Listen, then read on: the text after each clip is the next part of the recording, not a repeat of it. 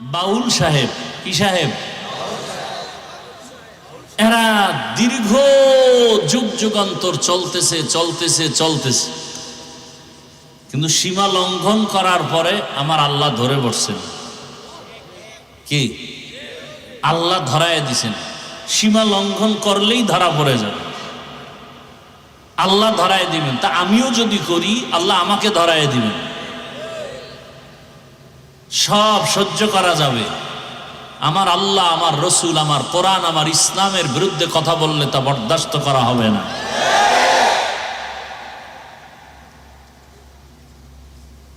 আমরা ক্ষমতা চাই না, এই যে চেয়ার পাইছি না, এই চেয়ারের মূল্য কি কম নেই।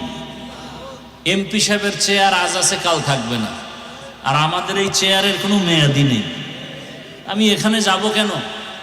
একটাই কারণ, আজকে যে যা ক্ষমতায় গিয়ে তারা ইসলামের বিরুদ্ধে কিছু না করুক, দেশ ঠান্ডা। কারণ এই বাংলাদেশের মধ্যে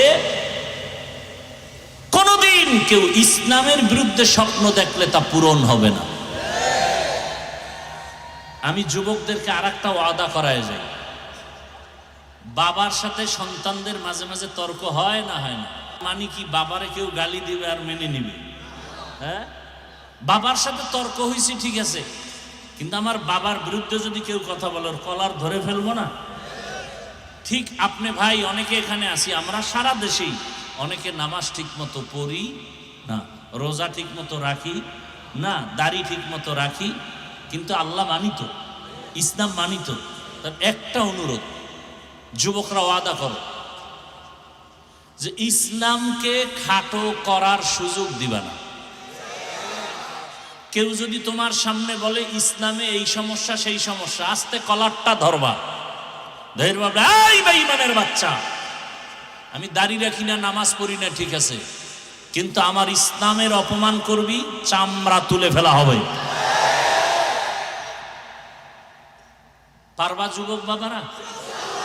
তুমি নামাজ পড়ো না, তোমাকে পায়ে ধরে বুঝাবো, রোজা রাখো না, পায়ে হাত রেখে বুঝাবো, তুমি পর্দা করো না, বুঝাবো, কিন্তু ইসলামের বদনাম তোমার সামনে কেউ করবে, এটা সহ্য করা যাবে না, এই সুযোগ দেওয়া যাবে না।